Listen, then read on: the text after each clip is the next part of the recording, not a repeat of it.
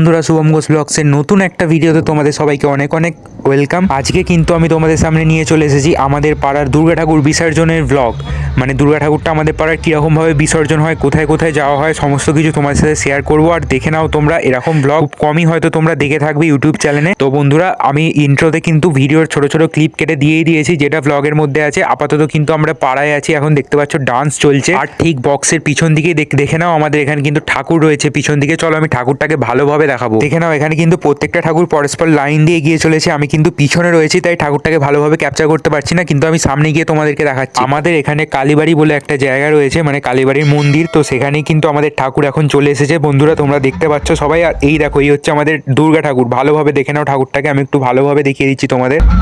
তো এখন কিন্তু অনেক রাত হয়ে গেছে, প্রায় 9টার কাছাকাছি বাজে। আর আমাদের ঠাকুর কিন্তু এখন চলে এসেছে। দেখতে পাচ্ছ কালীবাড়ির যে ঘাট রয়েছে, সেখানে কিন্তু সমস্ত ঠাকুর বিসর্জন হয়। তো আমাদের ঠাকুরও কিন্তু এখানে চলে এসেছে। চলো এবার দেখা যাক এখানে কি কি হয়।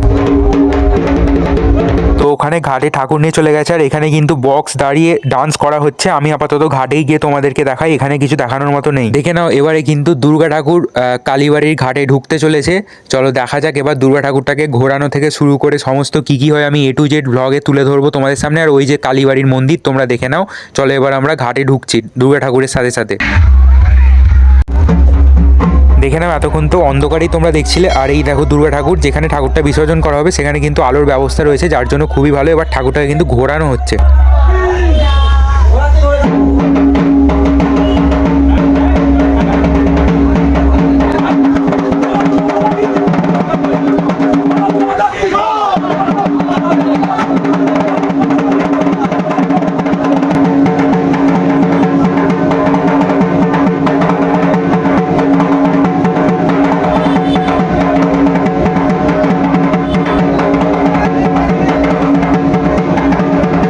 ঠাকুরটা যে গাড়িতে এসেছিল সেখান থেকে নামানো হচ্ছে ঠাকুরটাকে এখন।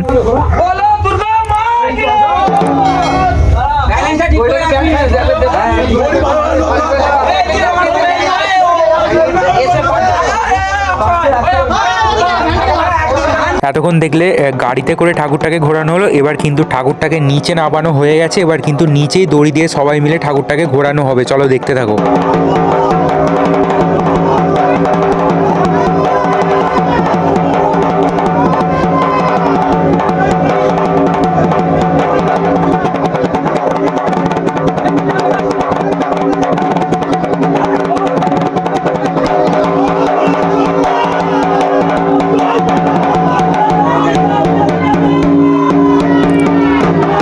অবশেষে কিন্তু গাড়ি থেকে দুর্গা ঠাকুরকে নামানো হয়ে গেছে।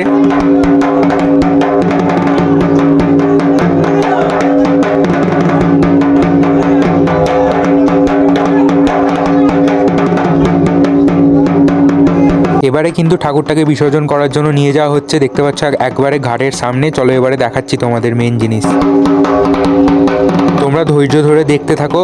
আর এই যে ঠাকুর বিসর্জন, এইটা কিন্তু কোনো মেয়েদের দেখতে নেই এমনটাই বলা হয়, কিন্তু যদিও এখনকার দিনে কেউ, বেশিরভাগ মানুষ এটা বিশ্বাস করে না।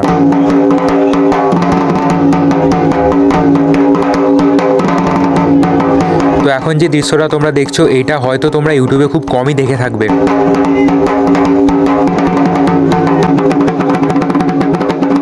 তো এবারে কিন্তু অনেকটাই জলের কাছাকাছি ঠাকুরটাকে নিয়ে যাওয়া হয়ে গেছে।